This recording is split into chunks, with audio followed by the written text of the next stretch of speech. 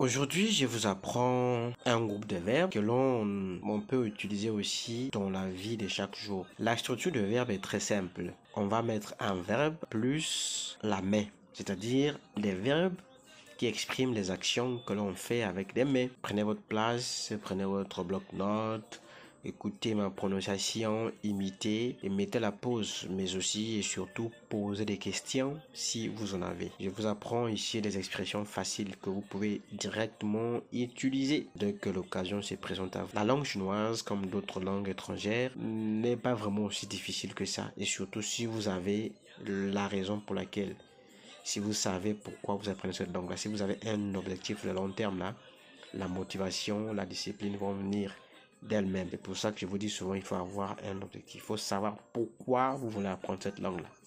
C'est ce qui va vous aider à continuer à avancer, quand bien même la fatigue, la procrastination, l'hésitation, l'abandon risqueront d'intervenir. Si vous êtes prêts, on est parti. Le premier mot, c'est faire signe de la main. Faire signe de la main. Faire signe à quelqu'un avec la main.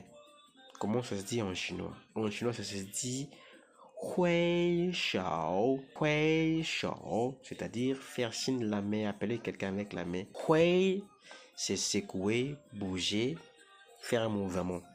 Maintenant, shao, c'est la main. Le mot suivant, c'est lever la main. Par exemple, vous êtes dans une classe ou dans une conférence, on pose une question, vous voulez répondre, vous avez une question à poser au conférencier, vous levez la main. Comment on dit lever la main en chinois? Lever la main, c'est du shao.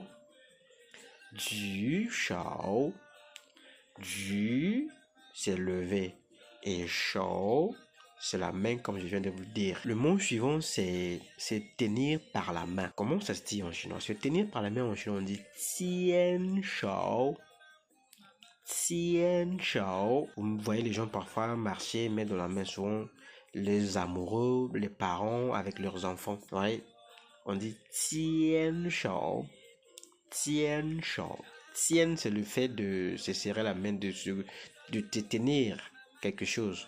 Non, shao, c'est la main. Marcher, main dans la main. En chinois, on dit shao tian shao. Shao tian shao. Shao tian shao. Le mot suivant, c'est laver ou laver les mains. Comment on dit en chinois? C'est laver les mains ou laver les mains en chinois. On dit xi shao. Xi shao. Xi, c'est laver. Et shao, c'est la main.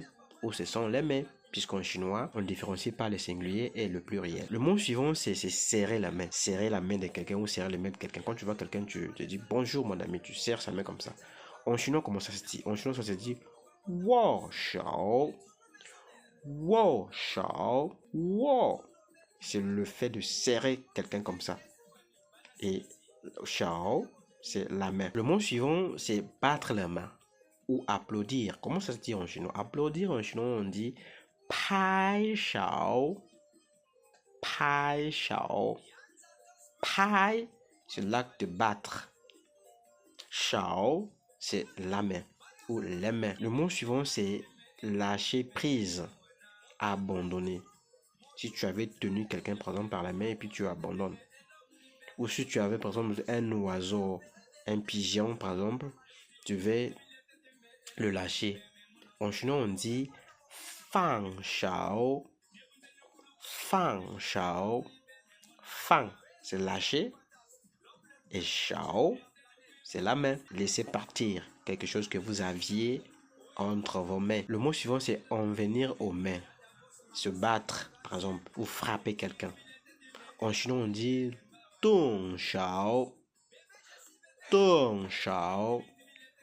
Dong shao. Dong, c'est bouger, faire un mouvement. Shao, c'est la main. Donc faire un mouvement avec la main. Ou faire un mouvement de main, comme on dit.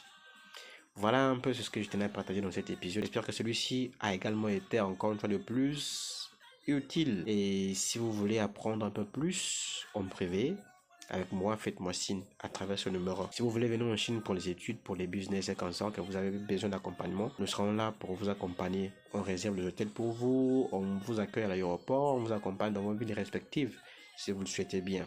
Si vous avez aussi besoin de fournisseurs fiables, vérifiés, avec qui nous avons déjà collaboré depuis des années en arrière, faites-nous aussi signe. N'oubliez pas que la langue chinoise est la langue d'avenir. Ayez un objectif, sachez pourquoi vous apprenez cette langue-là, ne voyez pas aujourd'hui, vous voyez demain. Si vous faites ça, vous allez évoluer.